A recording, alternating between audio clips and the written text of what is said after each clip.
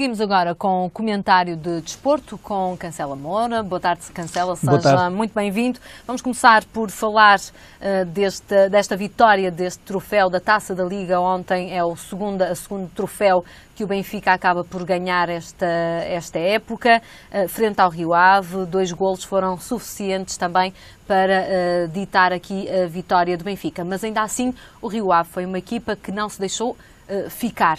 Sim, é verdade, o jogo ontem revelou de facto uma equipa do Rio Ave muito bem estruturada, muito bem montada. Aliás, Nuno Espírito Santo tinha dito que sabia muito bem como é que devia surpreender o Benfica, e eu penso que nos primeiros 25 minutos de jogo que se assistiu a uma equipa muito acutilante do ponto de vista ofensivo, pelo menos 2 diagonais de Pedro Santos e o Ucra mesmo do lado oposto também, como os alas, no fundo como os extremos do próprio Rio Ave, e eu julgo que o Benfica passou por alguns momentos de aperto, julgo que entrou bastante apático no jogo, julgo que também o facto de, nestas circunstâncias, às vezes tem que se combater o favoritismo da equipa que aparece como o Benfica contra o Rio Ave, o que vai acontecer, por exemplo, na Taça de Portugal, tem que se combater pela competitividade que se tem que incutir nos jogadores. Eu penso que esta apatia tem um bocado a ver com alguma displicência da própria equipa perante o adversário, portanto acho que todas as palavras de Jorge Jesus, inclusivamente a forma como montou a equipa também, quero dizer que foi o Benfica na máxima força, portanto não houve poupanças. Exatamente. Nem gestão de plantel, estava em causa de facto, como disse Jorge Jesus e muito bem, a conquista de um troféu, e portanto não houve necessariamente que se descuidar a esse nível, mas de facto os jogadores entraram um bocadinho apáticos, e a posse de bola nos primeiros 25 minutos esteve substancialmente a favor do próprio Rio Ave, que à meia hora de jogo tinha 7 cantos do Benfica contra 1 ou 2 do Benfica na sua própria baliza. Portanto, julgo que assistimos a um jogo em que o Benfica jogou quanto baste para tentar ultrapassar o adversário. Penso que marcou numa altura quase cirúrgica do jogo, mesmo antes do intervalo, e portanto isso terá ajudado, terá sido uma machadada, porque a equipa do Rio Ave, naturalmente, apesar de toda a acutilância ofensiva, estava muito centrada em preocupações defensivas, com linhas mais recuadas. Teve que correr pelo prejuízo. Teve que correr um bocadinho pelo prejuízo, mas mesmo assim nunca se adiantou suficientemente no campo. Aliás, mesmo no decurso da segunda parte, ainda com 0, ou demasiadas. Eu penso que o Rio Ave desapareceu do jogo na segunda parte.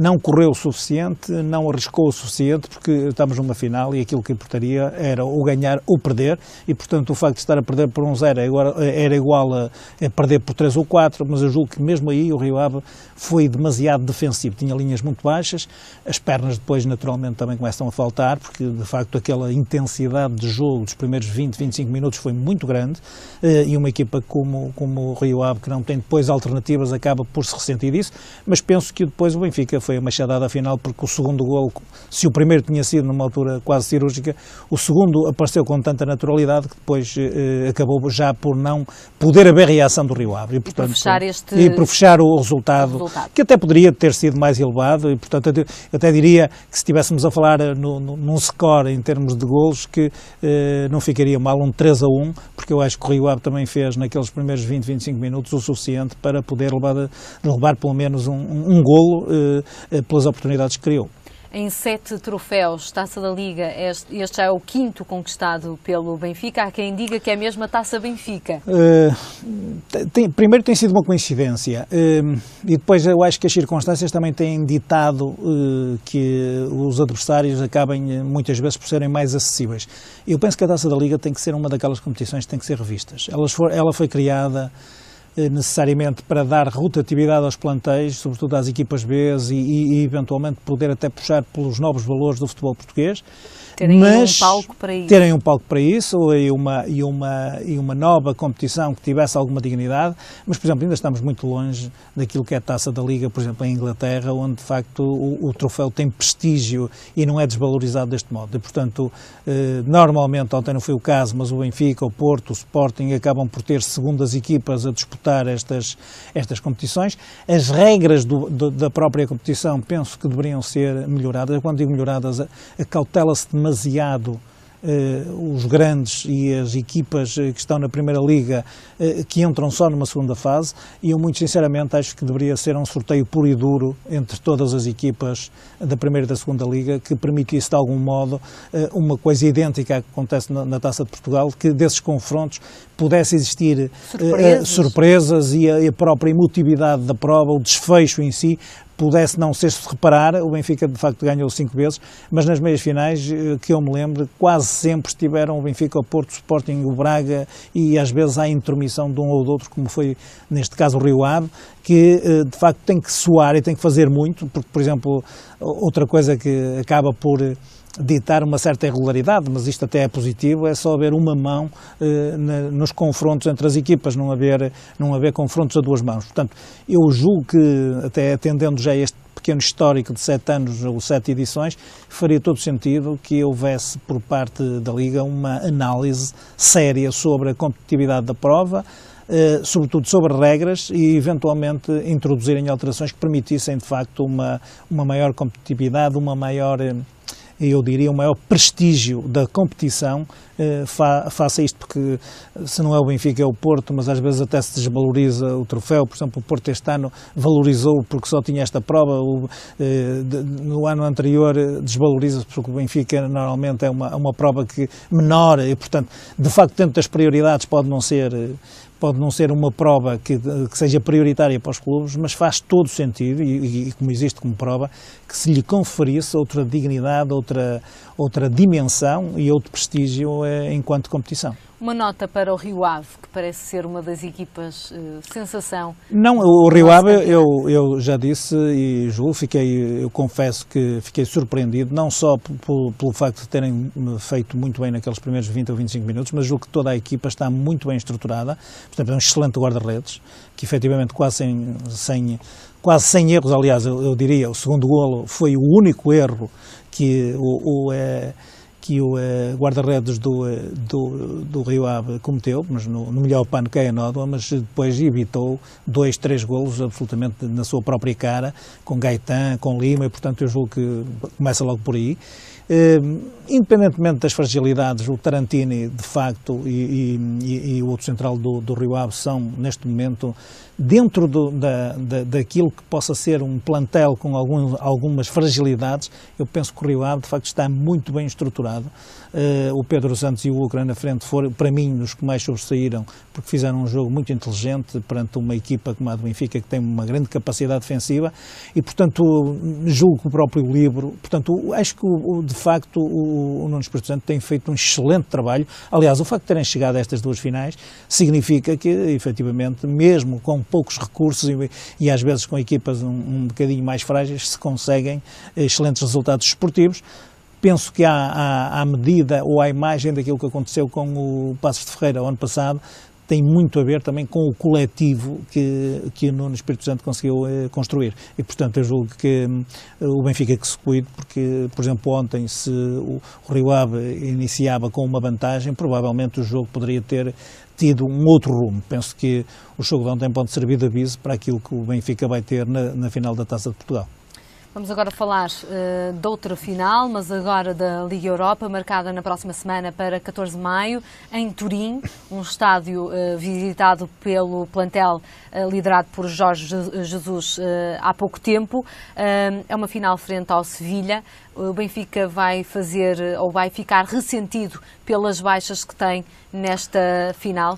Não, as 3 baixas. Eu penso que as baixas que o Benfica vai ter, para já estão antecipadamente decididas há muito tempo. Markovic ontem ficou-se a saber que o recurso do Benfica não surtiu efeito, portanto também ficará de fora. Exatamente. É um bocadinho injusto. Sálvio e Enzo Pérez. Enzo Pérez e Sálvio, porque já estavam castigados, mas tentou-se o recurso por Markovic e soube-se ontem que efetivamente isso não aconteceu, ainda com alguma injustiça, mas são as regras e, portanto, o Benfica tem que conviver com isso. Portanto, são falhas que à partida, ou são faltas que à partida o Benfica já contará com elas, e eu muito sinceramente acho que isso não vai pesar nesta altura naquilo que possam ser as preocupações do Benfica. Aliás, há outras soluções? Eu vi análises desta euforia toda à volta do Benfica, onde se punha também algum condimento sobre aquilo que pudesse ser as fragilidades físicas dos próprios jogadores, que têm mais 14 jogos, segundo vi ontem, do que qualquer outra equipa, e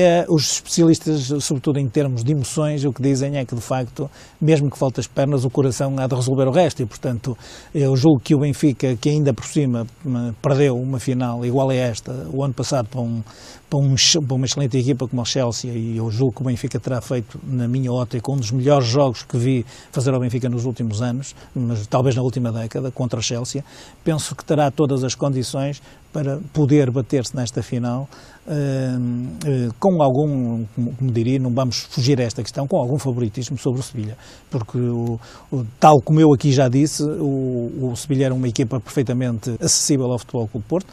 Foram questões absolutamente invulgares que ditaram a eliminação do Futebol Clube do Porto. Foi um jogo um bocadinho atípico e anómalo, até pelo número de golos que sofreu o Futebol Clube do Porto, e eu penso que o Benfica entrará em campo naturalmente tendo em conta os antecedentes, que é perder-se uma final nos descontos e ter a ambição de poder provavelmente fazer uma época histórica, que era provavelmente conseguir vencer todas as provas em que participou. E, portanto, eu julgo que o peso destes